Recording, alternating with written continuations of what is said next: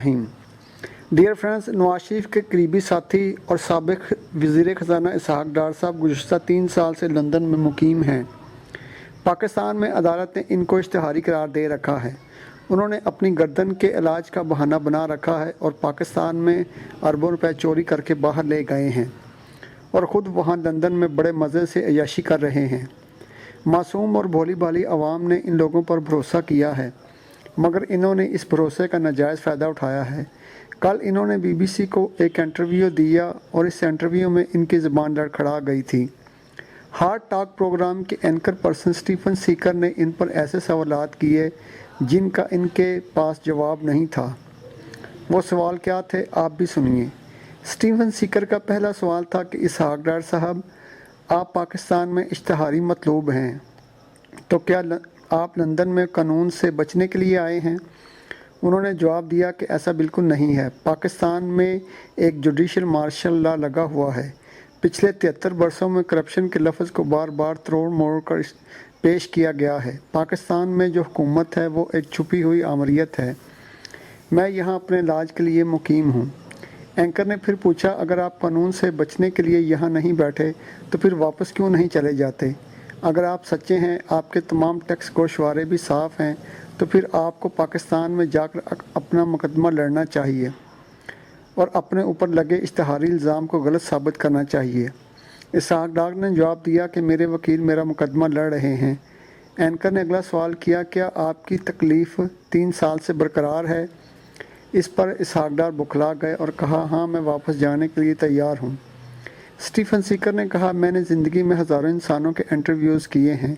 हर कोई यही कहता है कि मैं बेगुनाह हूँ, मगर हकीकत में ऐसा नहीं होता।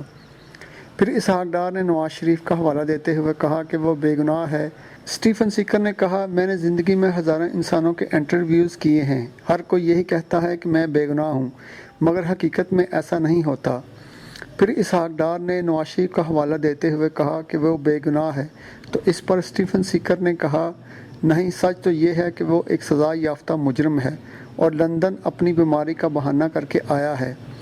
आप भी एक सज़ा याफ्ता मुजरम है और हुकूमत के बदलने का इंतज़ार कर रहे हैं कि कब हुकूमत बदले, कब हम इक़्तिदार में आएँ और कब हम अपने वतन वापस जाएँ।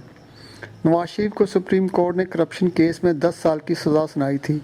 बाद में ये सज़ा 7 साल की कर दी गई, मगर अभी तक नवाज शरीफ ने एक पैसा भी अपने मुल्क को वापस नहीं किया है और ना ही सज़ा भुगती है। फिर इसहाक़ डार ने 2018 के इलेक्शन के बारे में सवाल किया गया, तो इस पर इसने जवाब दिया कि हमारे साथ धांधली हुई है।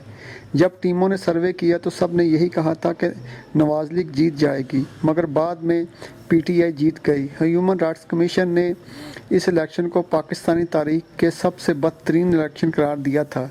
सबको मालूम है हमारा मैंडेट चोरी किया गया।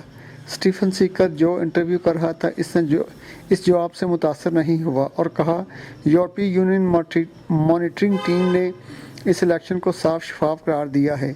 ये एक मोतबर अदारा है। मैं कैसे मान लूँ कि इलेक्शन में धांधली हुई है? इमरान खान की फतह काबिल एतबार है। इसहाक़ डार ने जवाब दिया कि शायद आपने तमाम रिपोर्ट्स नहीं पढ़ी, तो इसने जवाब दिया कि आप कोई भी मनफी रिपोर्ट्स पढ़ सकते हैं। एंकर ने अपनी बात को जारी रखते हुए कहा कि हो सकता है महंगाई की वजह से इमरान खान अपनी मकबूलियत खो रहा हो, मगर जब नवाज शरीफ ने फ़ौज पर उंगली उठाई तो इमरान खान ने कहा कि नवाज शरीफ कौन होता है, अपने वतन की हिफाजत करने वालों पर तनकीद करने वाला। इस एक बयान से लोग इमरान खान से खुश हैं। मैं नदीम आदल ना तो नवाज शरीफ के ख़िलाफ़ हूँ और ना इसहाक़ डार के, बल्कि मैं तो करप्शन के ख़िलाफ़ हूँ, चोरों डाकुओं के ख़िलाफ़ हूँ, इन लोगों के ख़िलाफ़ हूँ जिन्होंने इस मुल्क का पैसा लूटा और अपनी जायदादें बनवाईं। अपना बहुत ख्याल रखिएगा। अल्लाह हाफिज़।